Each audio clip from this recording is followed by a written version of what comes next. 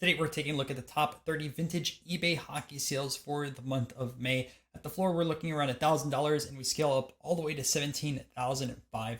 There's a few pre-war hockey cards and there's a lot of actually 1951 Parkhurst in high grade. That being said, let's start off this list. Starting off the list this week, we have Maurice Richard, which pronounced it correct this time, but $1,100 for a 1952 Parkhurst. This is card number 1 and graded in a PSA 6 slab. Pretty off-centered, but the corners look pretty decent, at least from this picture. There is quite a bit of glare, so you can't 100% tell. Up next, Eric Nestorenko. I apologize if I did mispronounce that. This is an 8 from that 1964 hockey set. This one sold for $1,150. $11.99 for this 1954 Topps Gordie Howe. Card number 8 in a PSA 4, one of your classic hockey cards. $1,200 for this 1971 O-Pee-Chee Checklist in a PSA 7. As I mentioned in some other videos, some of these older checklists are super desirable. They're tougher to find in higher grade because a lot of people would actually check these off. So when you're trying to build a set and it's a specific grade, if you're going for those high grades, there's a lot of set collectors that will bid each other up for these. And this one looks very clean. Another 1964, we have Ted Green, PSA 8, number 32, sold by BMW Sports Cards. Great color on that card. $12.80 for Frank Mihaljevic, I think. And again, if I mispronounce this stuff, I'm not the best with all these hockey names yet, but I'll learn over time. Rookie card, this was graded a BVG of 5.5. Some corner damage over there and some edge wear. Kind of a little generous grade. $1,400 USD for this 1971 Guy Lafleur and a PSA 8. These are tough to get in high grade due to a lot of centering. I've owned a few of these O-Pee-Chees before, but nothing close to an 8. $14.75. ComC continues to sell some really high-end pre-war hockey. And this one's a 6.5 from this V145 Patterson set. Great copy over here.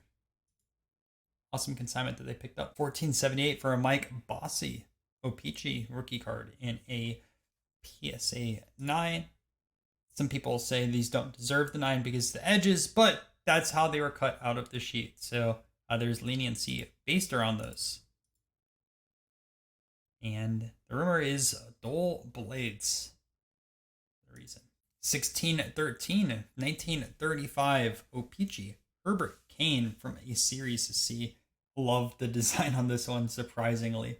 This is pretty cool with like the yellow-orange background, black and white player in the front, and it's down below. I wish O-Pee-Chee made some more baseball cards in the 30s. 1625 for this 1958 Bobby Hull in a PSA 3. I actually met Bobby Hull at the National a few years ago. There was a card app that had a meet and greet. That's pretty cool to see. 1850 for this C56 Art Ross. This is a miscut MC, so in registry wise, it would be a PSA 3. You can see not a lot of border here on the left, at least there's a little bit. And it was chopped bad from the factory. 2019 for a Dennis Potvin. Please let me know the correct way to pronounce that one. And super clean over here, minus that top, which probably just from the sheet cut. Can't tell for sure. Literally just looks like a small diagonal snip right over here, which is kind of interesting because the rest of the card looks fantastic. Phil Esposito, 1965 Blackhawks rookie, and $24.50. I think this is the first time this made it on the list. Cool design. $25.99 for a PSA 9, 1969. And I know I need to learn how to pronounce his last name because he'll be on the list a few times. But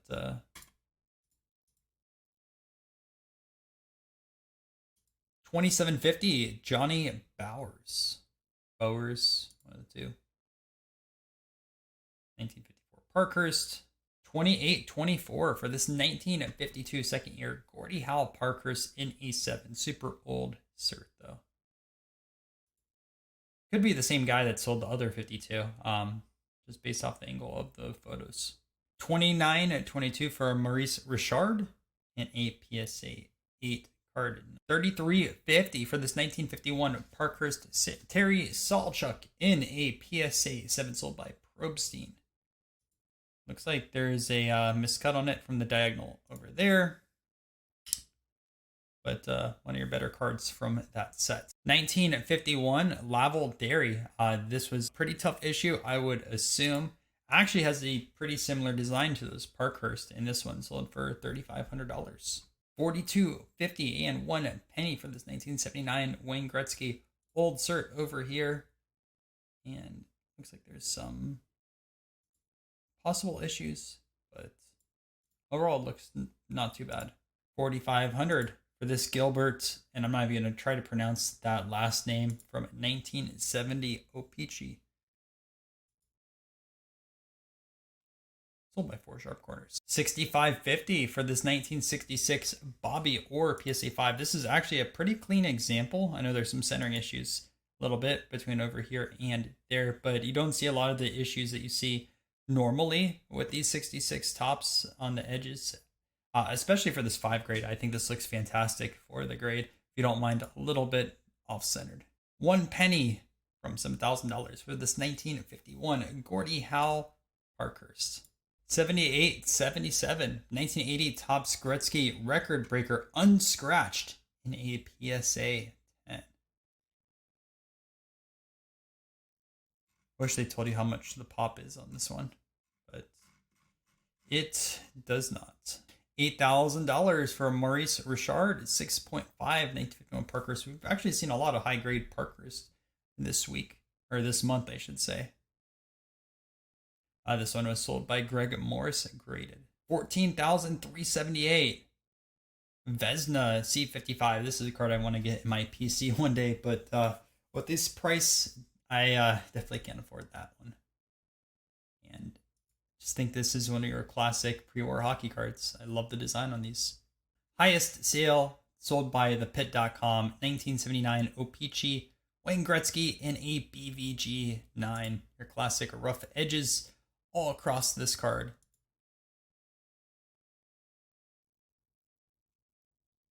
And let's take a look at some honorable mentions. Our first one is a Stan Mikita. This one sold for $731 for his rookie card.